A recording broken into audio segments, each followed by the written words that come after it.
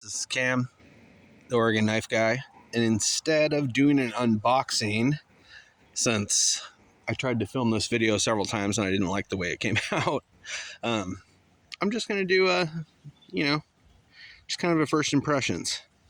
So, what we're looking at today is the Rough Ryder Dogleg Whittler in their tortoiseshell, and it is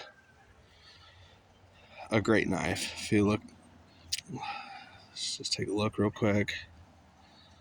It's got pretty great fit and finish for a Rough Ryder. It all feels really good. It didn't have any of the black gunk that plagues the tortoiseshell knives, or really any of their newer stuff. They're black liner material. All the tortoiseshell knives that I've got so far have been fantastic. The exception of the Barlow had some of that gunk. Well, so this is 3-blade whittler.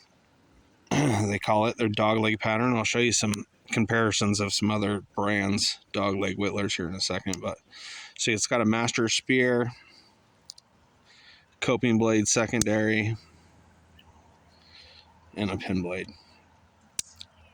And these are tight. So all 3 blades are on half stops, which is unique for a whittler. And all 3 blades have a hell of a pull. I mean, this master is 8 or 9, and these lower blades are, 7, 8. I mean, they're stiff. Great knife so far. I've carried this for 3 or 4 days. It's really nice. I mean, it's a good knife. All right, so let's say this is I have this and I have a large cotton sampler. I never carry the large cotton sampler. I mean, this knife is, I guess it's not perfectly centered, but it's to the show side, so it goes away. It never touches the sides. When I got this knife, it had some gunk along the edge that made it press all the way over and touch. And I was displeased by that. And I was like, what is going on? I checked it out and I found that gunk in there and I scraped it off, and all of a sudden, pretty good enough, right? So I don't know if I've talked about it before, but the Rough Ryder single blade Barlows are freaking awesome. I mean, they do a really good job. The other one I have, I think, is the Cinnamon Stagbone. It was kind of weird. It was curved. The blade was, bent on, I think, my boss bought 5 of them to give away as gifts, and I bought one. So out of the 6, there was like 2 of them that had blades that were straight. But enough about the tortoiseshell series with this, tortoise shell shield have been good overall. I'll just set this bad boy down. All right, so I have a few other whittlers with me.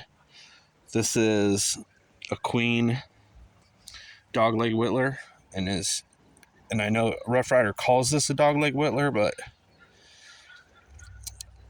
I don't know if you can see the difference. This is just kind of bows and doesn't have the second swoop. And then I have a GEC Stockyard whittler, which is also that same, close to I think the 38 is closest to this, but this is also a dogleg whittler. And they're all different. This one is a 3-spring whittler. This one is a straight up split back whittler.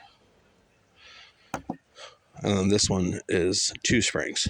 2 springs run the main blade, and then each of the secondary and tertiary blades have their own spring.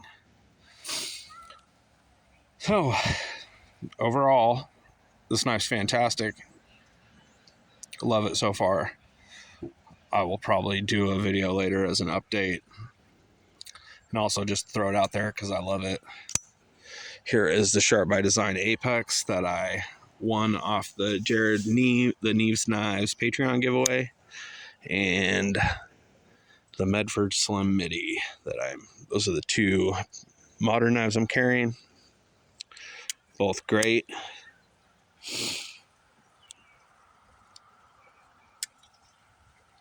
The freaking apex is so smooth. I mean, it's just getting smoother and smoother. I can feel the detent rubbing across the satin around the pivot, but when that wears in, I can imagine this thing's just going to be dangerous. You already have to get your hand out of the way, and I do it a little sideways just to keep it from hitting me.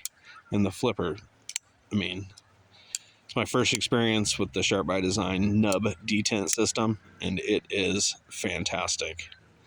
Love this knife. All right, guys. Well, I'm Cam, the Oregon Knife Guy, and I'm out.